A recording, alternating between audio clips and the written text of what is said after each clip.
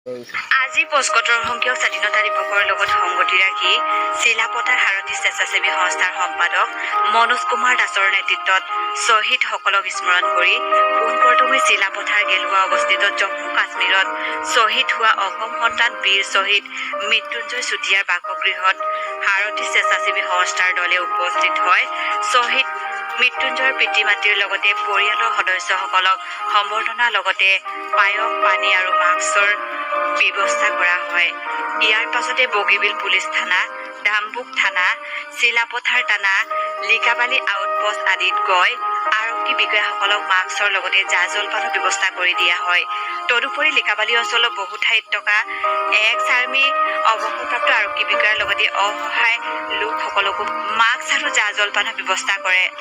আজিৰ দিনজোৰা কাৰ্যসূচীত অংশগ্ৰহণ কৰে হিচাপ পৰীক্ষক প্ৰসেনজিৎ নমপুত্ৰ, সাংগঠনিক সম্পাদক সুজন ধৰ, সদস্য অভি দত্ত, মাধৱ দেৱনাথ, ৰাখাল দাস লগতে কেইবাজনো প্ৰতিনিধি উপস্থিত থাকে।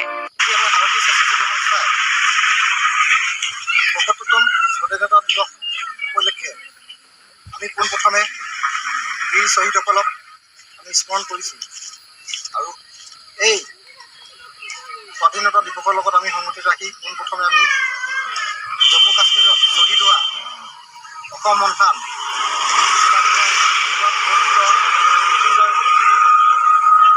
বাসগৃহত আমি উপস্থিত হৈ তেওঁলোকৰ পিতৃ মাতৃক লগতে পৰিয়ালবৰ্গক আমি প্ৰথমে সমবেদনা জ্ঞাপন কৰিলোঁ। লগতে সাৰথীৰ তৰফৰ পৰা তেওঁলোকৰ পিতৃ মাতৃক আমি সম্বৰ্ধনা জনালোঁ আৰু লগতে আমি নিজ হাতেৰে আমাৰ ঘৰত আমি তৈয়াৰ কৰা আমি সমূহ সাৰথী স্বেচ্ছাসেৱী সংস্থাৰ পৰিয়ালে আমি তৈয়াৰ কৰা পায়স, মাস্ক আৰু পানীৰ ব্যৱস্থা কৰিলোঁ। তাৰ পাছতে আমি চিলাপথাৰ অঞ্চলৰ বগীবিলৰ পৰা লিকাবালিলৈকে বগীবিল, ডাম্বুক, চিলাপথাৰ আৰক্ষী থানা, লিকাবালি আউটপোষ্ট আৰু সমূহ আৰক্ষী বিষয়াক আমি পায়স, পানী আৰু মাস্কৰ ব্যৱস্থা কৰি দিলোঁ। তাৰ ৰাস্তা ঘাটে যিসকল অসহায় লোক আছিলে তেওঁলোককো আমি আজি মাস্ক, জলপান আৰু পানীৰ ব্যৱস্থা কৰিলোঁ।